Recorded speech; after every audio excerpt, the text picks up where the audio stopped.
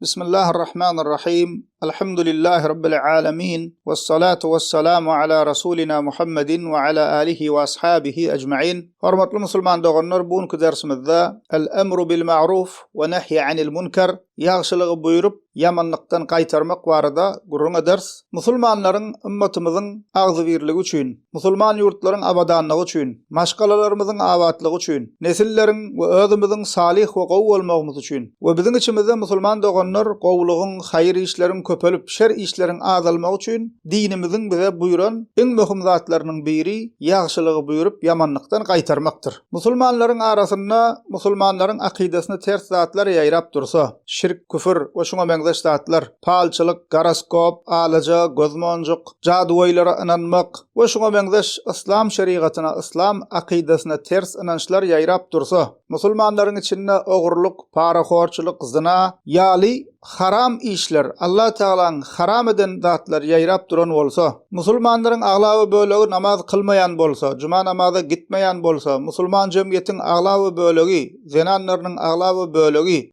hijab giymeyen bolsa, İslama göre örtünmeyen bolsa, Allah Teala'nın we Peygamberimiziň bize buyuran parzadan farzlary, sünnetleri, wajipleri taşlanyp duran bolsa, bunun ýany bilen musulmanlaryň içinde İslamdan bolmayan evangelistiýaly, ýegowaýalak, baptistiýalak we şoňa benzer musulman bolmayan sektalar we akymlar ýaýrap duran bolsa, we bunun ýany bilen ähli sünnetden bolmayan bidgatçy soplar, seyfiýalar, habaşitler, tekfirciler, harijiler, ihwanlar, hizbiler we şoňa benzer her hilek ters akymlar musulman diye, emma ahli sünnetten bolmayan ters akımlar ýaýrap duran bolsa, we şul erwetlikleriň garşysynda musulmanlar herekete geçmese, şul haramlyklaryň, akida ters işleriň, sektalaryň öňüne almak üçin gaýrat etmese, göreşmese, her kim başarandan bilenden düşündirmese, musulmanlaryň içinden haramlyklaryň aýrylyp gitmek üçin, azalmak üçin yerli yerden düşündirmesek, ýamanlykdan gaýtarmasak, Allah we Rasulüniň buyuran zatlaryna musulmanlar çağırmasak,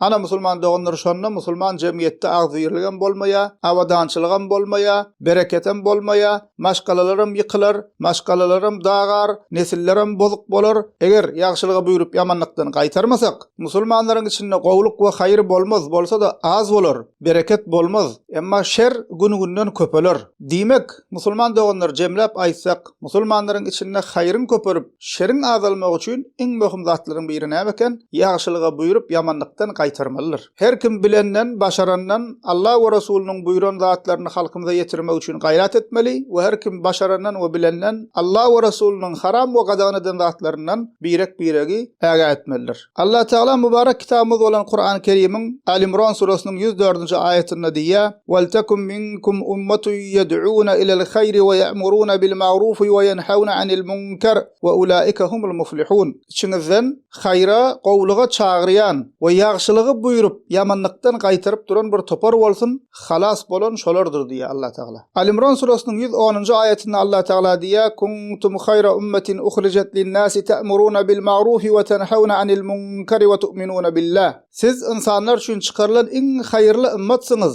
Ýagşylygy buyurýaňyz we ýamanlykdan gaýtarýaňyz we Allah iman edýäňiz diýär. Bunu söýerseňiz musulman doganlar, Allah Teala bu aýatda bize bu ümmetin iň haýyrly ümmetdigini bize habar berýär we haýyrly ümmetin haýyrly wasflaryndan biri hem nämedigini bize habar berýär? Ýagşylyga buyurup ýamanlykdan gaýtarmakdygyny Allah Teala bize şul aýatda öwredýär. Diýmek, Kur'ana göre musulmanlaryň, musulman jemgyýetiň bir wasfam näme eken? Ýagşylygy buyurup ýamanlykdan gaýtaryp durmaly. Ýani musulman kişi haramlyklar ýaýrap dursa, maňa näme diýmeli däl? Maňa degmeýän ýylan muň ýaşasyn diýmeli däl? Musulman kişi başarandan, bilenden şeriaty ters zatlara garşy göreşmeli. Dili bilen, ilymy bilen, dawat bilen, insanlara ýetirmek bilen, eşitdirmek bilen, peýdaly söhbetdeşlikleriň üstü bilen insanlara gowlugy ýetirmeli we ýene de şu zatlaryň üstü bilen haramlyklaryň we şer işleriň, şeriaty ters zatlaryň öňüne almak üçin gaýrat etmeli. Ýene de bize Kur'an-ı Kerim'de Allah Teala lagnatlanan kafirlaryň alamatlaryndan we şolaryň nähilek insanlardygyny habar berenne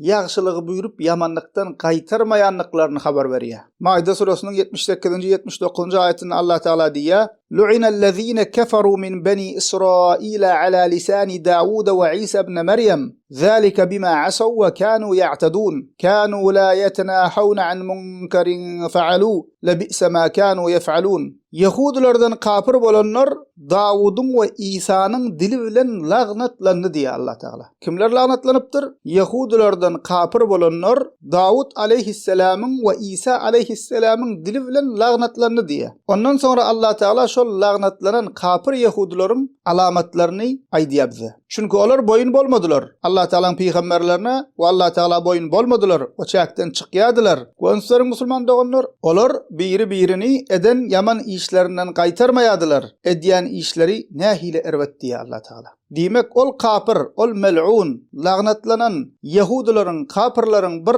alamatım nämeken musulman doğanlar? Olar birini eden yaman işlerinden kaytarmayadılar diye. Ay nämese şonastin, her kim haram etse de nämese de her kimin öz yolu dişiyalık birini yaman işlerden kaytarmayadılar diye Allah Teala. Sahih Müslim'de gelen hadisinde Peygamberimiz sallallahu aleyhi ve sellem diye men ra'a minkum munkaran felyughayyirhu biyedihi fe in lem yestati' fe bilisanihi fe in lem yestati' fe biqalbihi ve zalika ad'aful iman. Sizden biri ervet iş görse, şeriate tersat görse, haram, munkar iş görse onu eli bilen düzeltsin niye? Eger eli bilen düzeltmeye başarmasa dili bilen düzeltsin. Yani dili bilen ol haram işten, munkar işten kaytarsın. Eger başarmasa kalbi bilen düzeltsin. Yani eger dilim bilen aydıp bilmeyen ýagdaýda bolsaň, şu derecede ejiz bolsaň, kalbi bilen düzeltsin. Yani kalbi bilen şol ervet işi ýigrensin niye? Bu da imanın en ejizidir diye. Demek gücü yetýän musulman ervet işi eli bilen düzeltmeli, eli bilen düzeltmeye gücü yetmese dili bilen düzeltmeli, onun başarmasa kalbi bilen ýigrenmeli.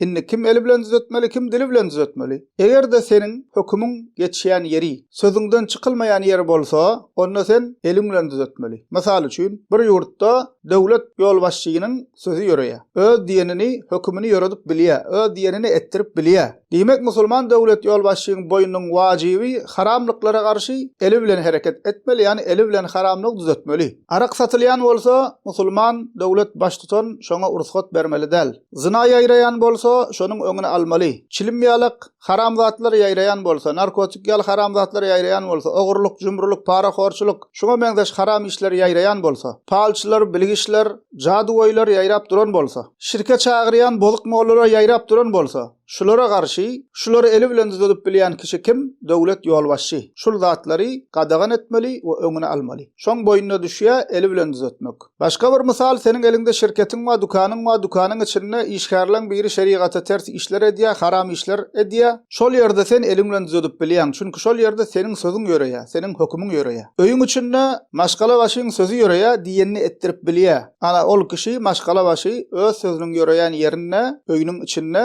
eli bilen düzeltmeli. Demek bir kişinin hukumu ýöreýän, sözü ýöreýän ýerine ol haramlygy eli bilen güýji bilen düzeltmeli. Eger eli bilen güýji bilen düzeltip bilmeýän ýerde bolsa, onu dili bilen aýtmaly we düşündirmeli, şol haram işden äga etmeli. Bunun başarmasa kalby bilen şol haram işi şeriaty ters sady kalby bilen ýigrenmeli. Bu da imanyň en ejizidir diýär Peygamberimiz sallallahu aleyhi ve sellem. Tirmizi'de gelen hadisinde Peygamberimiz sallallahu aleyhi ve sellem diýär: "Vellezî nefsî biyedihi leta'muranna bil ma'rufi ve letenhuwanna anil munkar أو ليوشكن الله أن يبعث عليكم عذابا من عنده ثم تدعونه فلا يستجاب لكم." Canım elinne bolana, yani Allah Teala kasam bolsun. Ya siz ýagşylyk buyurup ýamanlykdan gaýtararsınız, ya da Allah Teala size ceza uğratmagy ýakynlar. Ondan sonra siz dile geçseňiz hem dileňiz kabul bolmaz diýär. Ene şu taýda gowy musulman doganlar pikirlenmeli biz. Eger bir jemgyýet öz içinde bar bolan haramlyklary, şeriata ters zatlary, akida ters zatlary, bidgatlary, hurafalary, şirkleri aýyrmak üçin görüşmese, gaýrat etmese, yerli yerden düşündirmeseler, Peygamberimiz sallallahu aleyhi ve sellem kasam içip aýdýar. Allah Teala'nın adı bilen kasam içip aýdýar. Ya ýagşylyga buyurup ýamanlykdan gaýtararsınız, ya da Allah Teala sizin hemmäňiziň üstüňize, gowyňyzyň, erwediňiziň üstüňize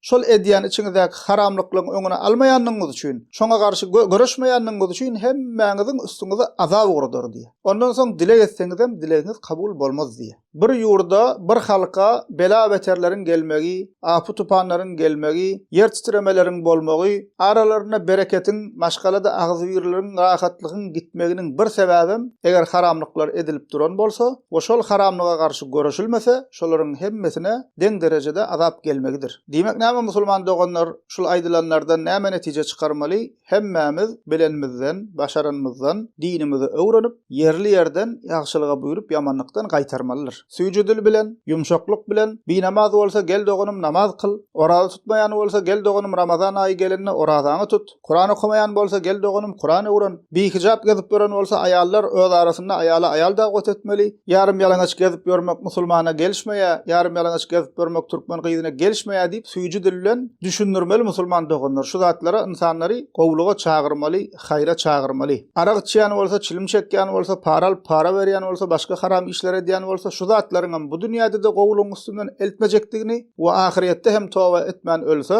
jezasynyň we azabynyň bardygyny düşünürmeli musulman doganlar. We her kim musulman doganlar şu döwürde ýagşylyga buýurup ýamanlykdan gaýtaryp bilýär. Alhamdulillah inni öwrenjek zadyny öwrenmek ýeňil. Sorajak bolsaň soramak ýeňil. We birini özüň düşünürip bilmeýän bolsaňam şol wagtlary ýetirip bilýän, eşdirip bilýän, diňledip bilýän her kim ýagşylyga buýurup ýamanlykdan gaýtarmagyň bir ujundan tutup, şol dogry zatlaryň ýaýramaklygyna, dagwatyň ýaýramaklygyna, haýry işleriň ýaýramaklygyna her kim musulman doganlar sebäp bolup bilýändir. Şonuň üçin doganlar gaýrat edeliň, yerli yerden ýagşylyga buýurup ýamanlykdan gaýtaralyň. Alhamdulillahi rabbil alamin.